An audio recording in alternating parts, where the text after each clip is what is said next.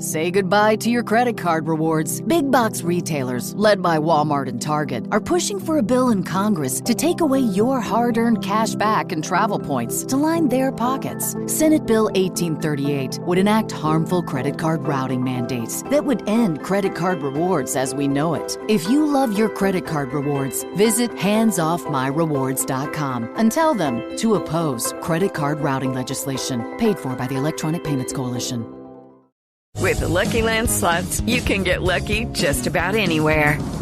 This is your captain speaking. We've got clear runway and the weather's fine, but we're just going to circle up here a while and get lucky. No, nothing like that. It's just these cash prizes add up quick. So I suggest you sit back, keep your tray table upright, and start getting lucky. Play for free at LuckyLandSlots.com. Are you feeling lucky? No purchase necessary. Void where prohibited by law. 18 plus terms and conditions apply. See website for details. Hello and welcome to the 1865 Match Report. We are recording on New Year's Eve, and this is the morning after the night before when Nottingham Forest beat Manchester United 2-1 at the City Ground, with goals coming from Nico, Dominguez and Morgan Gibbs-White, which sandwiched Marcus Rashford's equaliser.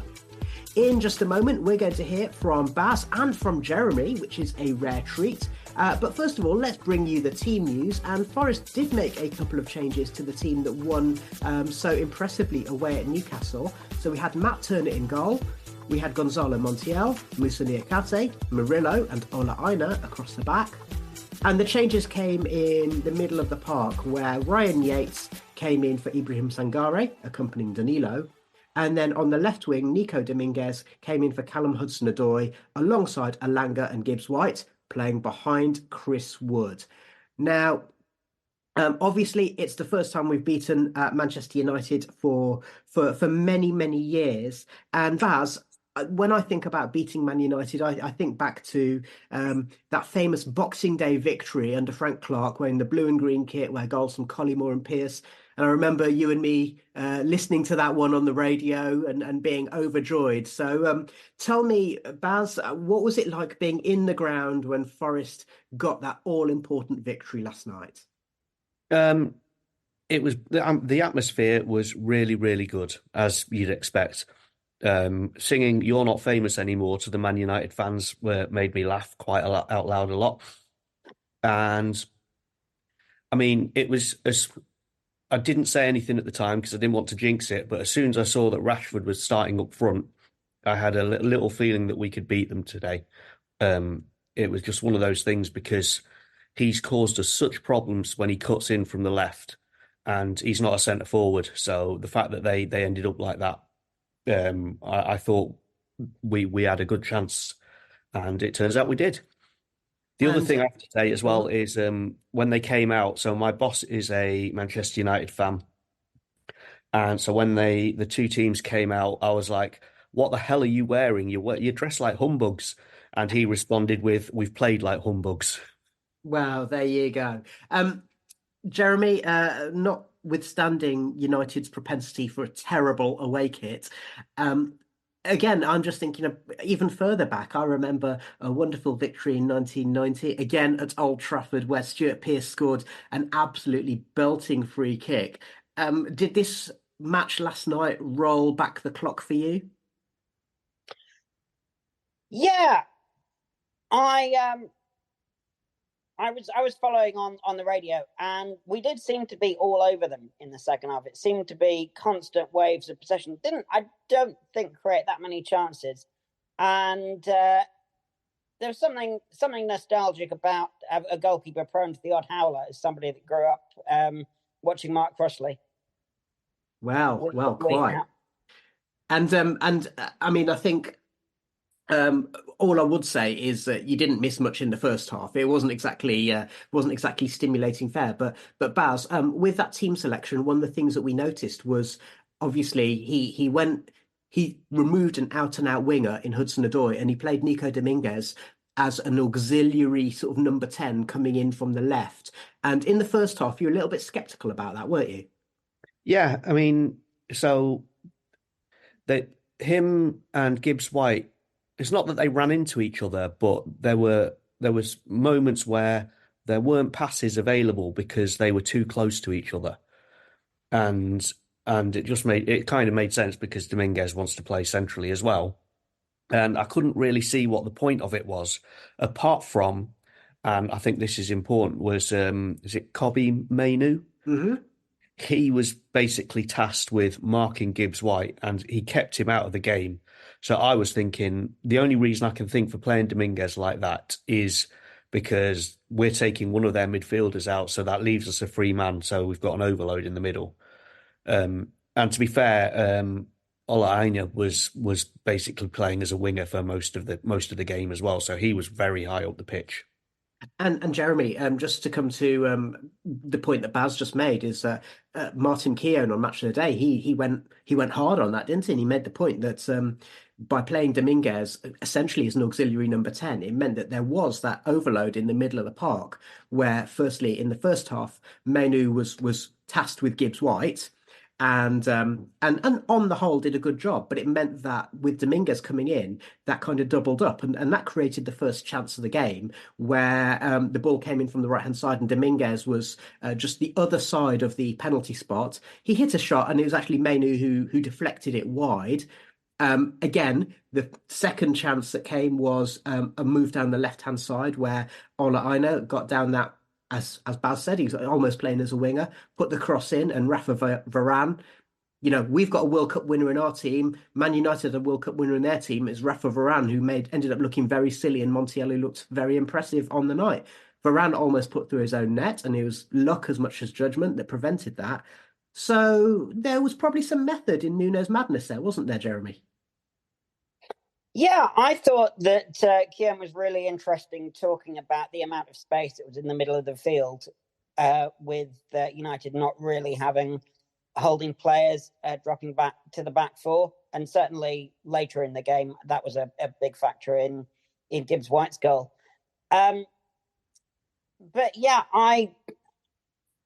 it was great to see some proper counter-attacking football, and yeah, that the incident with Varane when it came off his thigh and very nearly went into his own net, I thought was a great example of how even great players, when they're under pressure, can buckle. Yeah, and well, you could argue about whether Varane is still a great player or not. That's not a conversation I think we should be getting into. Anyone that can keep Harry Maguire out the side is got to be worth considering. Okie doke. Well, now I don't want to dwell too much on the first half because, frankly, there wasn't much exciting going on in there. What I will say is that I would say that Forest were by some measure the better team, and my concern was always, as you always worry about, that by not taking advantage of that we may end up coming a cropper.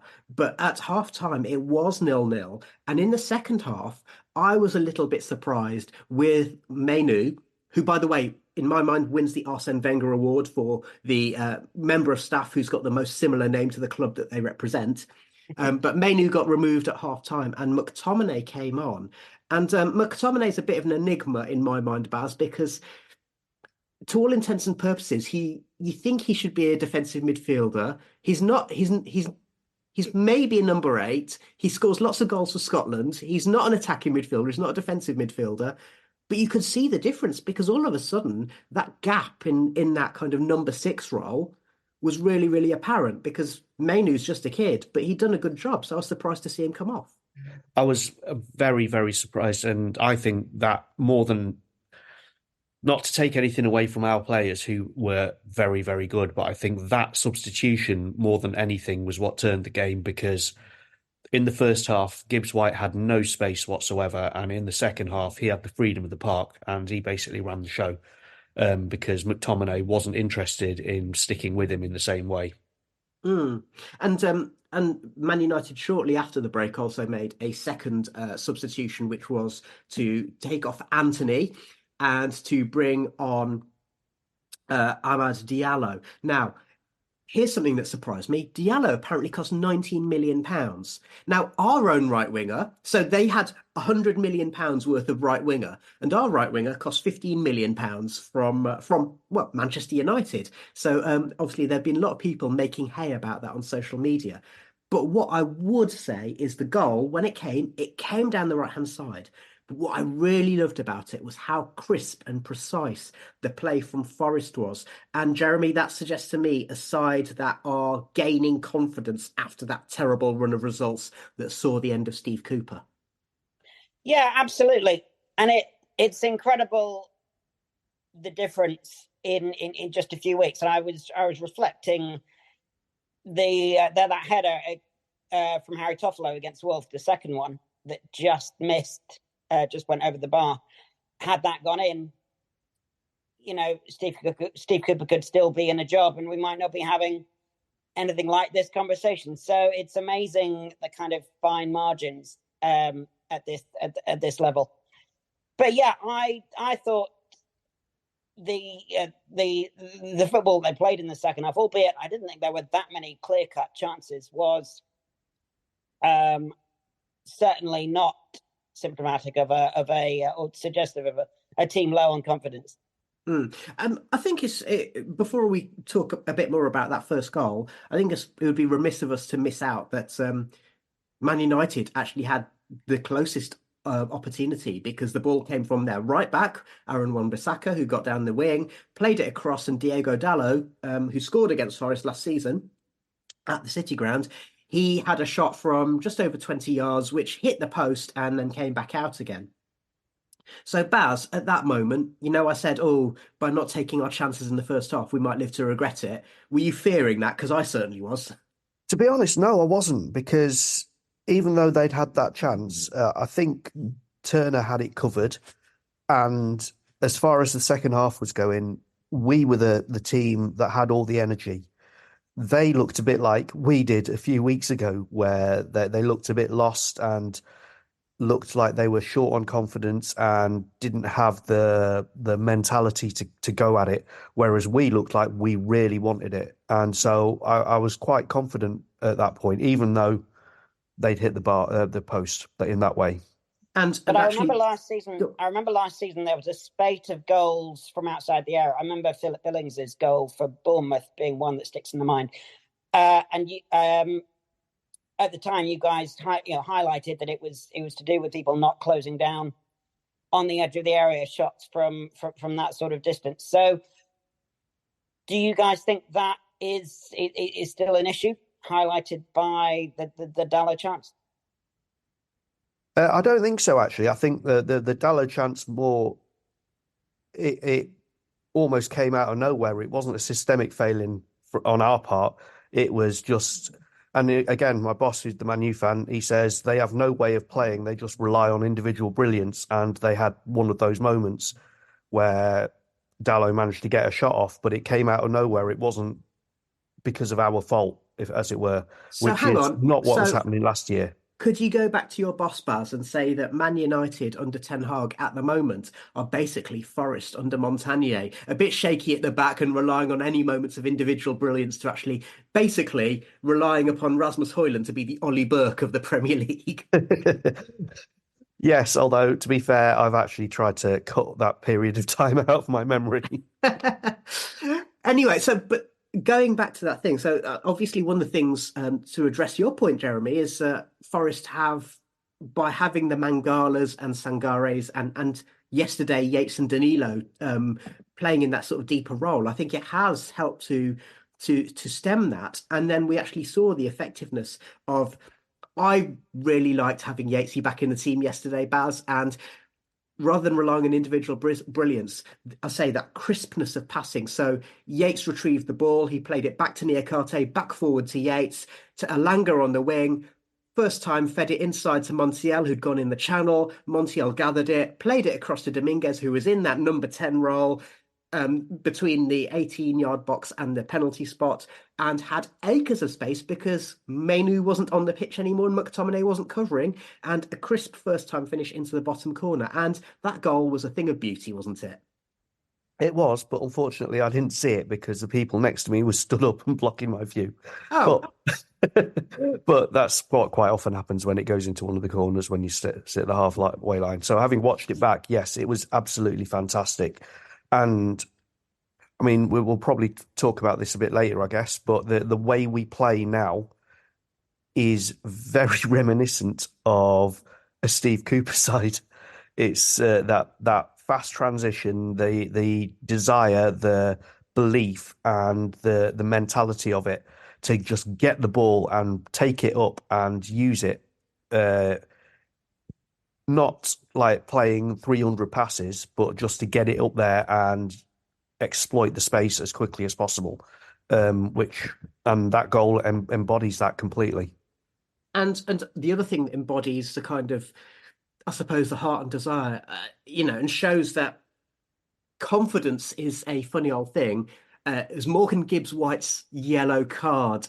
Jeremy, let's just talk about that just very briefly. It is a bit of a digression because it had no massive bearing on the match in the end, but he was asked about it in one of the post-match interviews, and he reiterated the point that he got the ball 3 times. But yeah, there's a fine line between that's the kind of thing where if you're feeling confident, you go in and you overstep the mark and you get a yellow card. If things are going against you, then the challenge on Johnny Evans, he ends up going in 2-footed, taking the man out and getting a red card. So confidence is a funny thing there, isn't it? Yeah, well, I referee the odd game at under 13s level, and I wouldn't have given a yellow card there. I was firmly on Morgan's side. I thought he got the ball. I thought they were. It was there to be won. It stopped Man United getting out and setting up their own attacks. But yeah, there are, I suppose, I've never been in this position, so I can't say with any authority, but when you've got 29,000 people cheering you on, then there is a temptation to go for the money ball, the money shot challenge, which I suppose is one thing that the players sort of have to stay the right side of when it comes to passion.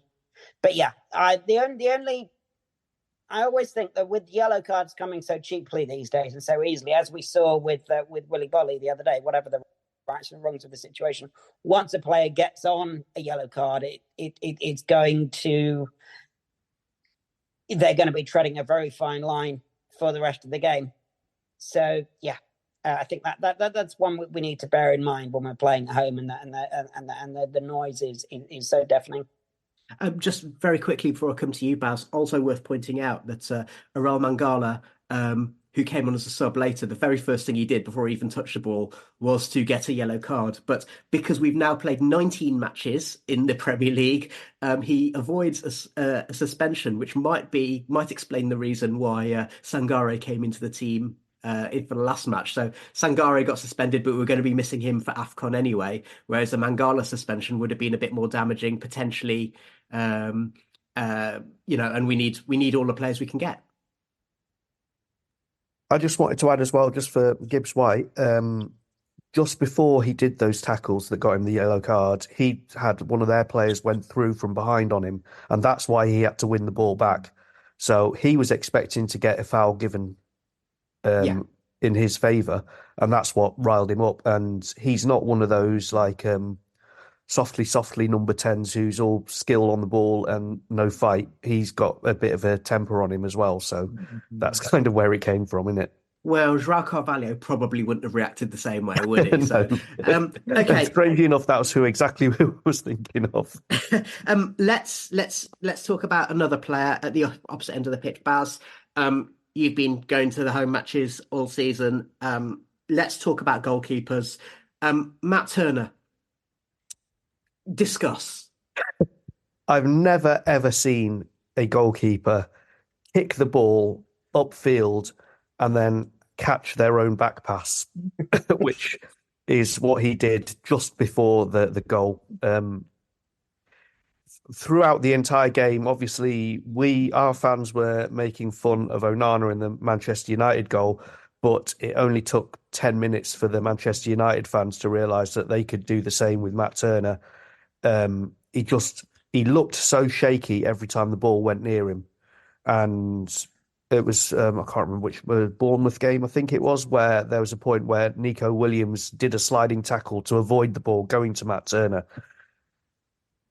Having said that, he redeemed himself at the end of the game. So he's obviously got the talent there. It's just a matter of getting it focused or whatever. But he looked shaky for most of the game. He didn't want to kick it. He looked like he had the jitters every time the ball went near his feet. And Baz, if we think back to the Tottenham match, where obviously that was another game where the goal was given away because of Turner's inability with his feet, but then the ball went through his hands as well. If you see, I think that Turner's probably pretty good at saving things generally. As a goalkeeper, in terms of what he does with his hands and his body, is probably generally all right. But if you get things wrong with your feet, then firstly, you're in bad positions and you're having to recover. And then secondly, naturally, it puts doubt in your own mind, which is why he let that shot through against Tottenham. I say he had that ricket just a couple of minutes before where he went for what should have been a straightforward, put your foot through the ball. If it goes into row Z, then fine. Ideally, you want it to go up the pitch, but it went up in the air and he ended up having to catch it. And of course, that's why maybe he tried to pass it out rather than put his foot through it just a minute or two later. Now, Jeremy, I'm going to come to you with this one. In the modern game, a goalkeeper being a goalkeeper just isn't good enough, is it? And United signed Onana because he's supposed to be very good with his feet. No one ever made that claim about Matt Turner, but at the same time, his standard of kicking, let's put it this way, there's a lot of emotion on the Forest timelines on social media. And I think we can agree that his what he does with his feet isn't good enough. Well, they said that Peter Shilton was no good with his feet. And I know it's a very different game these days and keepers have got to be able to play football. But if you watch the highlights of the Luton-Chelsea match, there was a cock-up involving playing out from the back. And that wasn't down to the keeper. That was one of the Luton defenders. But it does underline this. I'm going to sound like an old man, which some might say I am here. This obsession with always playing out from the back. Sometimes you do just have to put your foot through it, and I'm sure that professional footballers, whereas they should be able to play simple short passes, it doesn't take a huge amount of training to put your foot through the ball and put it into row Z or whatever. But yeah, I mean, it's not like, and again, this perhaps betrays my lack of elite, not being an elite footballer, but it's not like he passed it straight to the player's feet. There was a nice little slide to intercept the pass before giving it to Rashford, and then Rashford didn't have it. It wasn't like a tap in. So there were opportunities after that when his defenders could have potentially got him out of trouble. But yeah, I think lessons do need to be learned, and the fact that he went on to redeem himself, as Baz puts it, with a couple of good saves later in the game, suggests that he just needs to cut out that part of his game, and if in doubt, get it launched, to quote friend of the pod, Max Rushton. Baz, I mean, what's clear is that Nuno wants the team to play out from the back. He wants the goalkeeper to be able to do that. The other thing is Nuno, as an ex-keeper, has stuck with Turner rather than playing Odysseus. So does that tell us something? See, I don't think Odysseus actually did that much wrong. The thing with him was, and I can remember the first time I saw him play, he came across as very, very calm, and I think maybe he's a little bit too relaxed. Whereas, and I think if you compare it to Brice Samba or Dean Henderson, Brice Samba obviously I don't know, smacking Phil Jagielka in the back of the head and all that sort of stuff, playing to the crowd. Dean Henderson used to play to the crowd. Keylor Navas was just better than any other keeper I've ever seen. And then these two, they don't have that big personality to command their area. So as soon as they get the jitters or look like they're overly relaxed, I think it probably transmits through to the rest of the team. And I think we need to do something in that area because it's. Well, it's I was not going to just ask you, what's the solution? because it's not just the skills, it's not just the letting the ball in or whatever. It's the mentality of it. I mean, yeah, I loved Bree Samba for playing to the crowd, and I was very pleased when Henderson did the same. I like that sort of thing because it's the same way as I like it when Ryan Yates comes over and starts yelling at us when the referee goes to the VAR monitor. That's that sort of thing. It makes a difference just in terms of atmosphere and showing whose side everyone's on. And yeah, neither of those keepers are that kind of personality. So I don't know how easy it is to buy a keeper in January, and whether it's even on the cards, but I think it's possibly something that we need to look at. Maybe we'll return to that in a few minutes, but for the time being, let's go back to what happened on the pitch. And obviously, there's that fear that Turner's Ricket has thrown away 2 points at least. And Jeremy, it was very heartening when it was the ball coming in from the left-hand side. Christian Eriksen had a shot from distance. It was a good save from Turner, not so much because he saved it, but because he pushed it to the side. And if I had a criticism of Keylor Navas, sometimes he didn't necessarily clear his lines in that way. Amad Diallo made an absolute mess of trying to get the rebound because of the way that Turner had pushed it to the side. Murillo got a foot to it, and Yates, all of a sudden, gathering the ball just between the penalty spot and the edge of the 18-yard box, ran 64 yards with the ball. And it was a magnificent run, showcasing his box-to-box capabilities before he played the ball out to the right-hand side where Alanga then proceeded to cut inside. Now, one of the things about Alanga is, we've likened him in our group chats to Franz Carr, haven't we? And in the sense of you're never quite sure what you're going to get. We know he can run at people. We know he's fast, but you're never quite sure what you're going to get in terms of end product. And he cut inside, and you get the impression he was probably looking to get it onto his left foot and have a shot. But then he looked up and played a ball into space where Morgan Gibbs-White had the freedom of the City ground and put in a very, very nice finish. And because he had that time, he said in his post-match interview, he looked up, he composed himself, he took the time to breathe, and then he hit it where he wanted it to go. And it was another magnificent goal from Forest, wasn't it, JD? Yeah, well, I love a counter-attacking goal. And as you say, with Alanga, I think that the Chris Wood incident, the first chance at Newcastle last week before he went on to score from the second just before half-time, may well still have been in Alanga's mind in that, he did get his head up and realised that there were teammates better placed. So, yeah, I think that when you look at the likes of Anthony and Garnacho to an extent, but Anthony certainly, and compare the level of end product with someone like Alanga, who is producing the goods, and I've got him in my fantasy league team, so I've got the points to prove it. It is surprising and very pleasing to think that we managed to pick him up. It was a good ball. Again, as you guys have observed, McTominay's reluctance to track back or pick up Gibbs-White, was notable in the amount of room he had. I mean, the fact that Yatesy was managed to run that far, albeit it was a great run, without much of a challenge, suggests that there's something rotten at the heart of Man United's midfield, which needn't necessarily concern us. But yeah, it was a great goal on so many levels. Okay, we'll be back in just a moment to talk a little bit more about the rest of the match and some of the key talking points that we've already alluded to. Stick with us and we'll be back in a moment. The 1865 Match Report.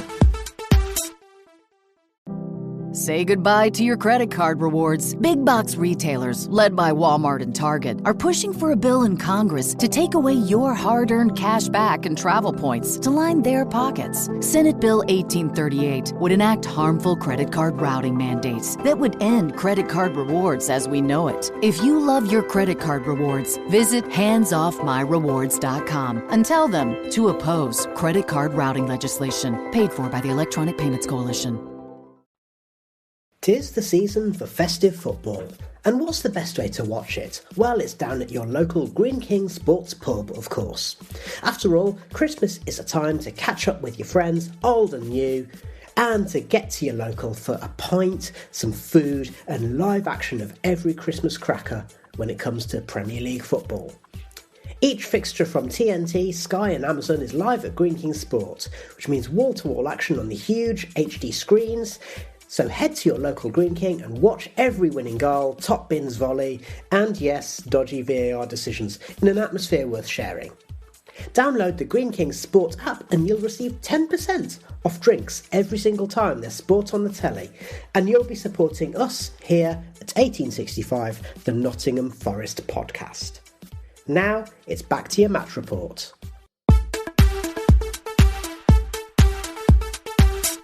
Hey guys, it's John here from the Mag 247. I hope you're all good. Great result by you. Bit of a managerial bounce, hopefully. Hopefully you can stay up. Decent manager you've got there. I know it didn't work out at Spurs after he left Wolves, but he's a decent manager. He's done it in the Prem. I think he'll do good at Forest. Yes, hopefully he keeps you up. Not a great performance by us. Shocking defending again. I thought we'd get a bit of a bounce after the result against Villa, but it wasn't the case. I worry about the manager's future, especially with the new board coming in.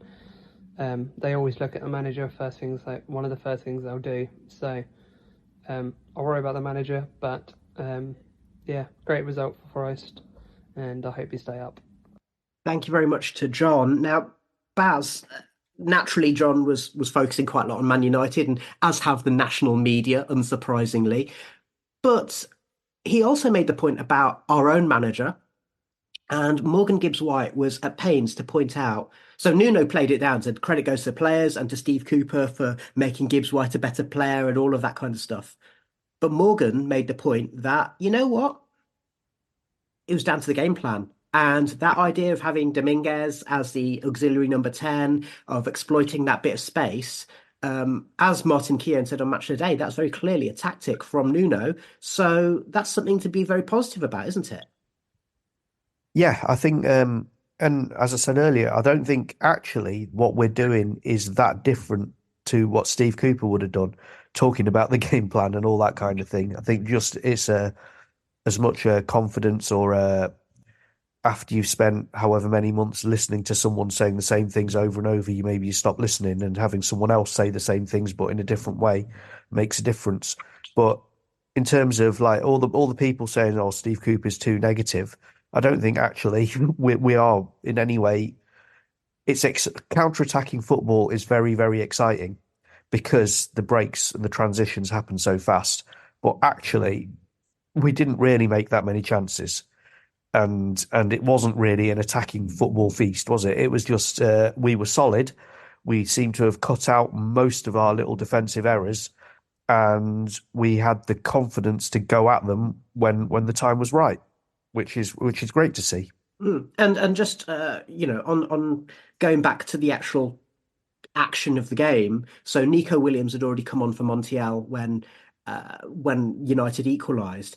Baz, firstly, when that equaliser went in, were you fearing that Forest had thrown away the result? There's always that little bit of fear, but again, we had the momentum, we had the energy. Even like when the game kicked off again, Man United were half a yard slower than us, So it looked like we wanted it and they didn't even wake up until the last sort of the bits of 10 minutes of injury time. Yes. Okay. So that's what I was going to come to next. Firstly, 10 minutes of stoppage time. It's as my wife read a tweet as soon as the board went up, which said something like, "Just the spectre of Alex Ferguson sitting in the stand has caused the linesman to go for 10 minutes of stoppage time." I mean, okay, there were a couple of stoppages for I think there's a couple of injuries, but there's nowhere near 10 minutes, was there? No, I don't know where that 10 minutes came from. And then Gibbs-White went down during that 10 minutes, and bless him, he couldn't even run. He said afterwards it was a dead leg, but he he just went down like his leg had fallen off, and so he needs a bit of treatment. So actually, it meant that we got an extra minute on top of the 10 minutes of stoppage time. And right at the end, there were a couple of moments for Man United, most notably Eriksen's corner, which was floated very, very deep. Bruno Fernandes hit it on the volley. It was possibly going wide, but Murillo couldn't take a chance, got a foot to it, ball bounced down. Turner was going the wrong way and readjusted himself to poke it over the bar. Again, a good save, wasn't it? That was a really good save, I thought. And it shows that he's got the ability in there. He'd obviously decided that they will not pass. And then right at the death, Eriksen had a shot which he poked wide from about the penalty spot. And then that was literally the end of the match because the final whistle went before we could even take the goal kick. So even with those moments, you didn't feel too threatened then, Baz? No. As I say, I don't think Manchester United woke up until the injury time. They never looked like they really wanted it till then. And by then, you could see this determination in Turner. You could see this determination in the entire team that we're not going to let them take this off us. Which, maybe 3 or 4 weeks ago, you'd start seeing a few little doubts. We're going to make a mistake and then give it away. But actually, I didn't get that feeling in the 10 minutes at the end. We looked like we wanted this, and we're not going to let anything stop us. And just as you might not have seen it in the ground, Baz, when Turner made that save from the Fernandes volley, Moussa Niakate went and he picked him up and he ruffled Turner's hair. So they may not have confidence in him when he's got the ball at his feet, but they obviously, it's about the team and it's about also wanting your teammates to do well. So that's something that's really positive. Jeremy, just to come to you, Forest did make a tactical adjustment and a formation adjustment towards the end. So Hudson-Odoi, as I say, had come on for Dominguez, which meant that we had slightly more traditional shape. But then very shortly afterwards, there was a triple sub. And I'm always a bit sceptical about triple subs when they're just coming towards the end of a match where you're trying to protect a lead. But we brought on Bolly and Mangala and someone else. And we took off Danilo and Elanga. And basically we went to a back five and went 5-4-1. And then that actually ended up with Morgan on the right-hand side. And then when he got his dead leg, Chris Wood went to the right and Morgan just floated further up the pitch. Again, thinking about the kind of the tactical element and protecting the game, I think we've all agreed that in this conversation, we all quite like counter-attacking football. It's what we were brought up watching. These days, it's called a low block. And Steve Cooper was under pressure to move away from the low block. And I think that's possibly what brought about his downfall. When I saw the team play at Spurs last season, it was very noticeable that when they tried to build from the back, you had John Joe Shelvey dropping deep, picking up the ball and immediately spraying a pass out wide to Jesse Lingard or Emmanuel Dennis, with half the length of the pitch to run before they could fashion a chance, get the ball into the middle. Whereas when you've got someone that can drive through the middle before shifting the ball out wide in the final third, you've got a much better chance of creating a genuine goal-scoring opportunity, as we've seen in the past couple of games, which gives us a much better chance of turning our possession into clear-cut goal-scoring opportunities. Okay, thank you very much, Jeremy. Baz, just to come back to you, just on the goalkeeper conundrum, there's been that kind of the argument that seems to become accepted amongst Forest supporters is we've got two number 2 goalkeepers. And like you say, what we definitely don't have is a big character. And Navas wasn't a big character in the same way, but he was obviously a big personality and a real kind of that experience and leadership he brought albeit in a quieter way. We don't have that between the sticks at the moment. So is the solution that we give Odysseus a go in the cup match and see how it goes? Is the solution that we stick with Turner and then just give him intensive kicking coaching in the next 3 weeks? Or is the solution that we go into the transfer market?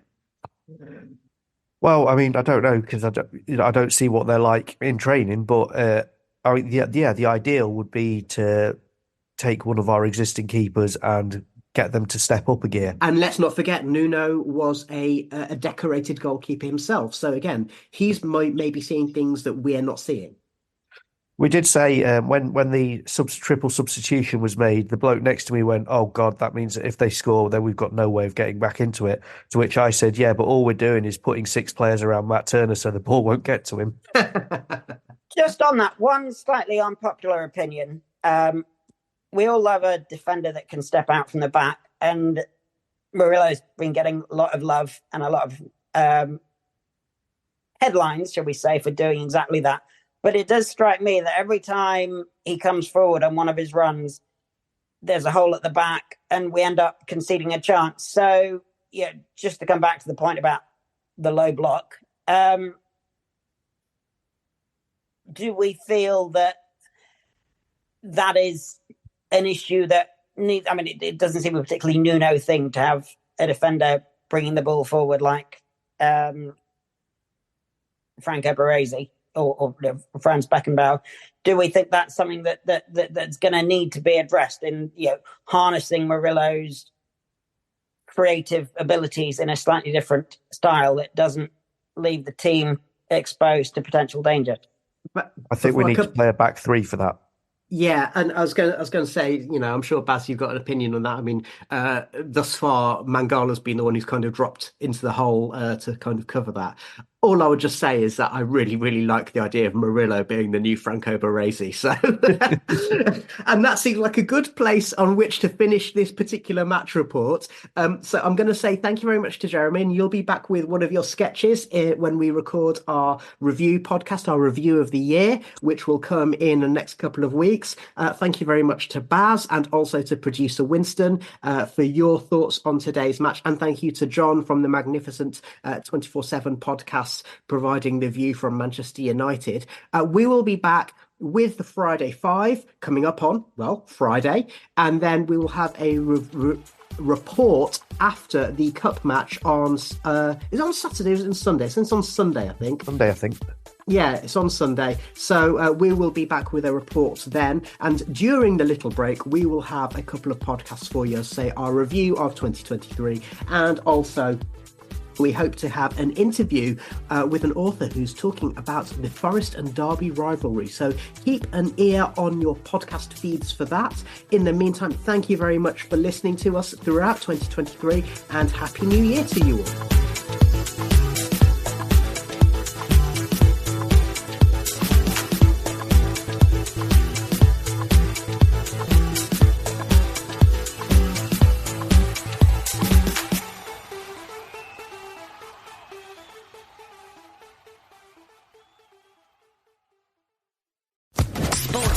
Podcast Network. Let's face it, most people aren't making massive turkey feasts on the regular, and after 364 days of not thinking about it, it can be hard to get that bird just right. That's where Instacart, the holiday rescue app, comes in. From getting all the ingredients to prep a full seasonal spread to getting last-minute swaps in a turkey emergency, Instacart has everything a holiday host needs to save face and save dinner. And right now, if you download Instacart, you get free delivery on your first 3 orders and delivery in as fast as 1 hour. Offer valid for a limited time. $10 minimum per order. Additional terms apply.